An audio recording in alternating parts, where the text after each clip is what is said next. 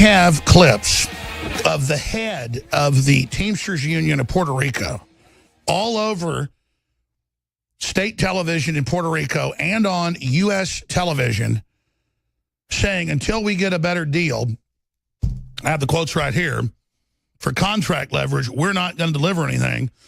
And so only 20% of the trucks are non-union in Puerto Rico. I mean, you know, in Texas or Florida or someplace, if people needed food and water and you're getting paid already, but you want to use it as leverage, you'd get your ass kicked real fast. When people have been out of food and water and electricity for weeks and you're trying to get it to them, nobody'd put up with that. What is wrong with Democrat cities like Chicago, New York, D.C.? They're just crooks. They're just scum. And remember, you're watching CNN, MSNBC, or any of these channels, ABC News, Good Morning America. It's Trump's racist and didn't help Puerto Rico when we had Navy ships in between hurricanes. They've been hit by 2 in the last 3-4 weeks. Deliverings. We've had reporters there. I'm sending reporters this week, but they've got to get the airfields cleared. Could be any day now. Could be tomorrow. We're going in. I'm tempted to go. I'm thinking about going.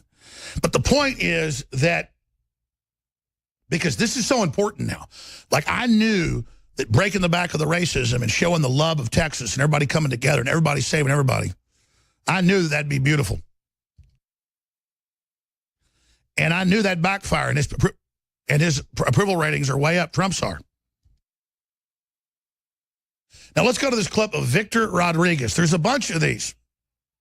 And again, it's in Spanish, but it's all transcribed on Infowars.com.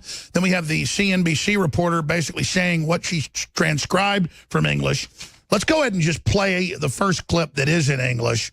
Let's play the first clip from CNBC. Bombshell, Dems, Teamsters ordered Puerto Rican stand down to embarrass Trump. Here it is. Puerto Rico, supplies that people desperately need. They say that they're feeding their grandchildren crackers. They have no running water. They can't get to fuel. And now look at this. There are 3,000 cargo containers here at Crowley, one of the biggest shippers in Puerto Rico. These are all refrigerated units. They're known as reefers. And each one of them operates on a generator. Crowley is now using 4,000 gallons of fuel every single day to keep the operations here at its terminal up and running. But here's the problem. The truck drivers can't get to the terminal to get their containers out. Each one of these has medicine and food, construction supplies, building equipment, and all of that needs to get to Puerto Rico. At this point, though, when you're looking at truck drivers who can't be reached by their businesses by cell phone, they don't have the gas to get to work, and then even when they do get to work, their semi-trucks don't have fuel. The problem is the supply chain. Here's what the executive for Crowley told me about the problem. The people of Puerto Rico are fighting hard, but there's no way we're going to be able to do this by ourselves. We need much more support from the federal agencies right now. We also ask the distributors and the trucking company that in a way that it is possible to please come and start moving the cargo here, because we need to make room in order to receive the cargo that is on its way. I just wanted to give you an example of the grocery stores. 226 supermarkets around the island are ready to open, but they don't have diesel for their generaters.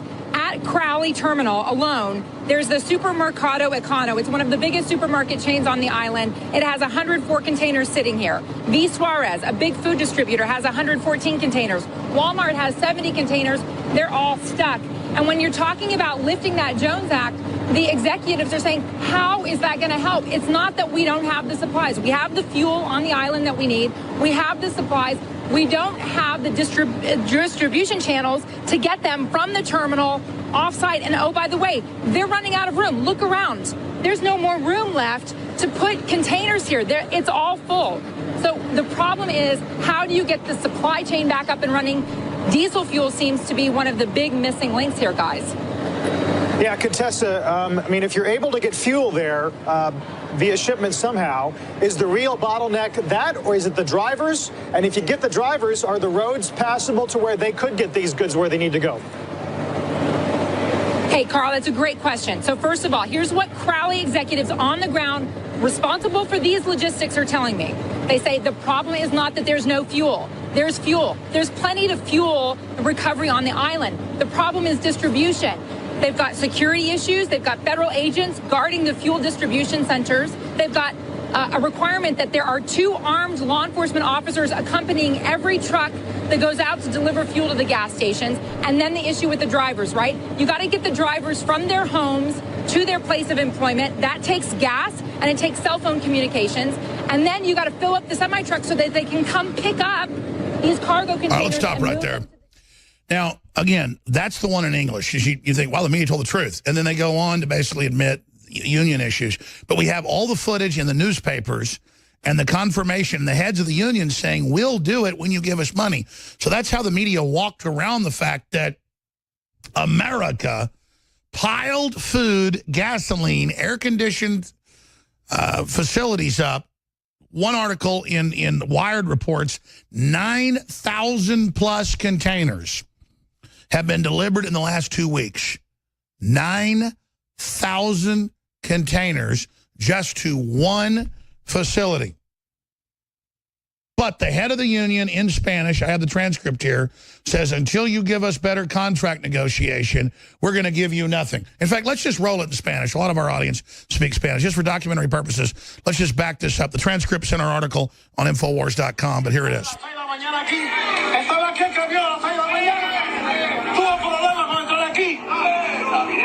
Entonces, ¿por qué el gobernador tiene que pedir que se reporten los camioneros a trabajar? Ahora es el menos que puede reprocharle a los camioneros, porque el gobernador acaba de pasar una ley por encima de todo el mundo, tratando de liquidar a los camioneros con permiso. Pero no. Está bien que haga una ley, pero estamos en una emergencia. Lo que usted está queriendo decir es que ustedes están luchando con el gobernador, no yendo a trabajar por una ley. No. Nosotros estamos haciendo lo que tenemos que hacer. Pero acaba de decir que por una ley. No. Los camioneros están saliendo a trabajar. Y yo exhorto a todos los camioneros del país a que continúen trabajando con el pueblo. Again, folks, we have the full transcript. It's 3 minutes longer. It's on Infowars.com. Go read it. Read the transcript for yourself and go check it. It's out of local Puerto Rican television. It is incredible, ladies and gentlemen. Most of the containers coming in have never left. Crowley says the more than 3,400 just at one facility alone, 9,000 another. The containers at the terminal now, that's just one shipping company at one port. Several other ports are, again, accepting shipments and stranded crates, total of 10,000. I'm sorry, that was an older number when I said 9,000 plus. It's way above that. But you heard no aid from America from the cracker. The cracker. The evil, racist white man. Trump. Americans didn't give. We didn't care. Even though we did, we still get blamed. And then they say because we don't like people that are Hispanic. You know, it's just funny that the Democrat-run city of New Orleans wouldn't accept the aid and got everything blocked with FEMA. And then when it was Houston, didn't happen. Even though the Democrats tried to block it, the state ignored them. The same thing with Florida. You people are horrible.